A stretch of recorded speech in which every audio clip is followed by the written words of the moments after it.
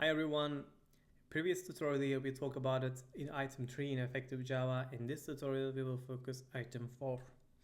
In item 4, George Bloch says enforce non-instantability with a private constructor. So basically it started to the paragraph. Occasionally you will want to write a class that is just a grouping of the static methods and static fields.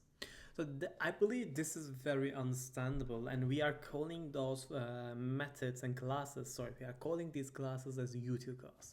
So when I go back to my code, and I already created item 4 package and the one main function, what I will do in here, I believe most of us already use the collections. If you see the collection comes from the java.util package.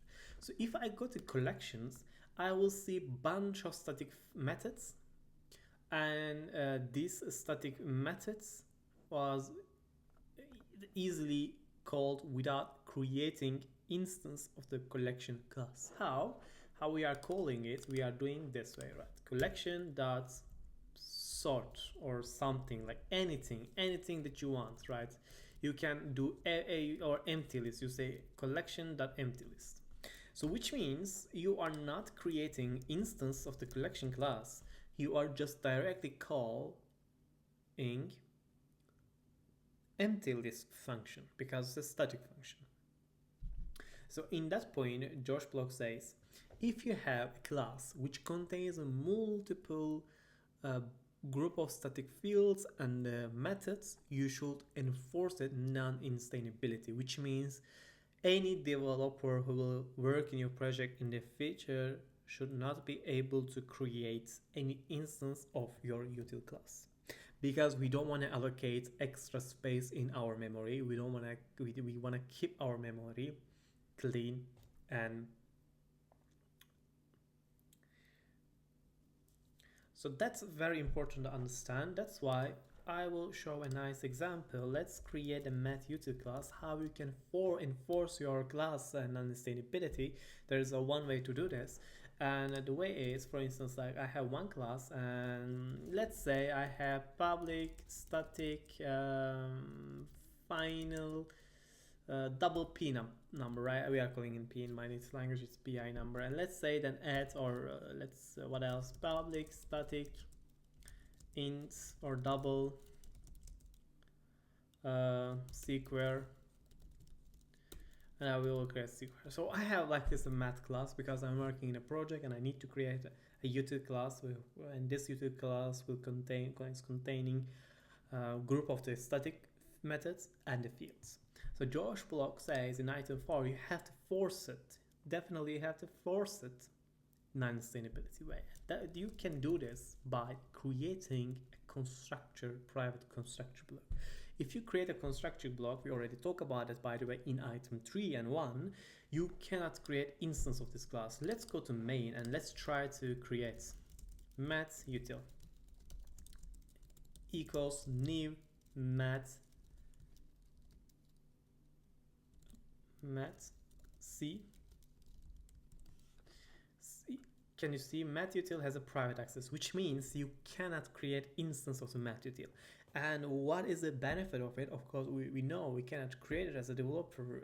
Now I will understand this is a util class, and what can I do? I can directly call the methods that I needed.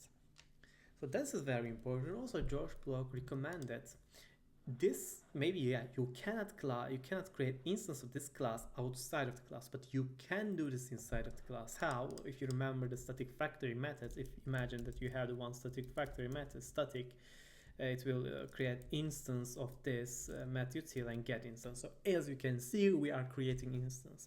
So as a developer, we should minimize the error. And that's why we have to add our defensive coding. Like whenever someone tries to create instance of the class, it should warn the developer, like throw an exception, says you cannot create instance of this class even inside of the class. So that's why he recommends you need to call, you need to throw an exception, throw assertion error. If you go book, you will see exactly the same example in here, suppress default constructor for non-instantability. So this is very important to understand. At the same time, if you go back to our code, let's And when we are forcing it, of course you can still create instance of this class, but we already know it's gonna throw an exception, right?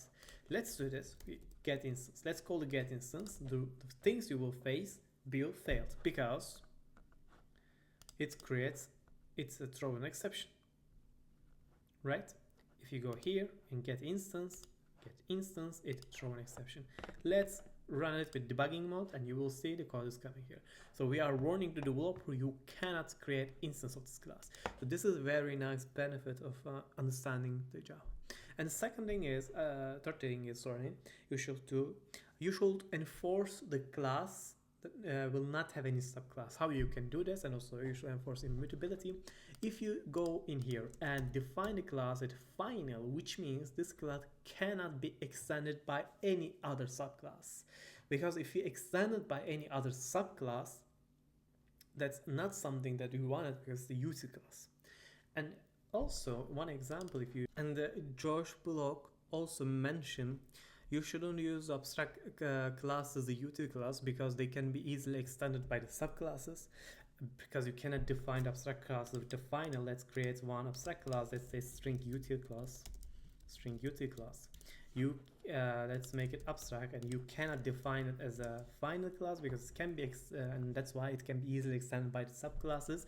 And this will cause to create instance of the subclasses. Of course, if you define a private constructor in the string util, you cannot, let's say string util, and I don't know, let's string.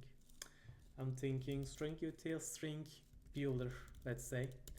Okay, and now you are extending the string util class from string builder, and it will throw an exception. It will say there is no non-argument constructor available in here. But any developer might accidentally define public no argument constructor block, right? Or like maybe remove this one and define this one, but you had still a group of the static methods, so it will cause an issue. So this is something that we don't want. We want to minimize. We definitely want to minimize the errors and mistakes in programming. So this is very nice item. It's very nice item to understand by for developers, and I believe this video is very helpful. Please do not forget, define your utility class with private constructor and final keyword, enforce them non-instantiability way with a private constructor. Thank you for listening. Have a nice day.